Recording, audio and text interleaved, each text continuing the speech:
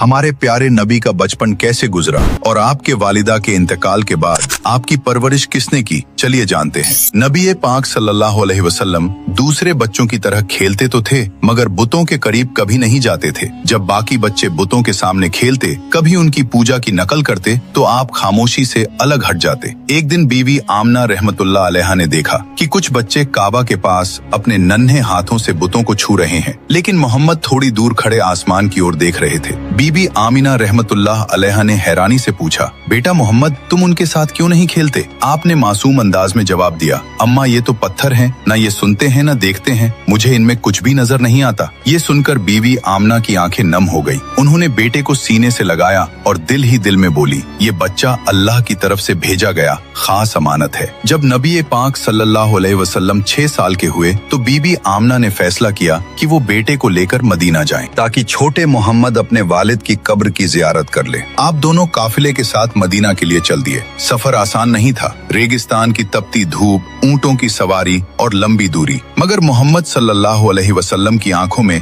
अजीब सा सब्र और हौसला था। वे मदीना में तकरीबन 1 महीने ठहरे। रिश्तेदारों से मुलाकात हुई। जब वालिद के कब्र पर पहुंचे तो बीबी आमना ने कहा, बेटा यही तुम्हारे वालिद की कब्र है, वो तुमसे बहुत मोहब्बत करते थे। हुजूर सल्लल्लाहु अलैहि वसल्लम खामोशी से कब्र के पास खड़े रहे। मासूम आंखों से आंसू बहते रहे मगर जुबान से कोई लफ्ज न निकला। मदीना से वापसी पर काफिला अब्वा नाम की जगह पहुंचा। वहीं अचानक बीबी आमीना रहमतुल्लाह अलैहा बीमार पड़ गई। बीमारी इतनी बढ़ गई कि चलना फिरना भी मुश्किल हो गया। उन्होंने अपने बेटे को सीने से और कहा, बेटा मोहम्मद, शायद अब मैं तुम्हारे साथ न रह सकूं, मगर याद रखना तुम कभी अकेले हो, अल्लाह तुम्हारे साथ है। तुम्हें वो जिम्मेदारी मिलेगी जो दुनिया में आज तक किसी और को नहीं मिली। 6 साल के छोटे मोहम्मद सल्लल्लाहु अलैहि वसल्लम की आंखों से आंसू बह रहे थे। कुछ ही देर के बाद बीबी आमना रहमतुल्लाह अलैहा की रूह परवाज कर गई। हुजूर सल्लल्लाहु अलैहि वसल्लम की आंखों से आंसू थम नहीं रहे थे। काफिले वालों ने आपको वापस मक्का पहुंचाया और आपके दादा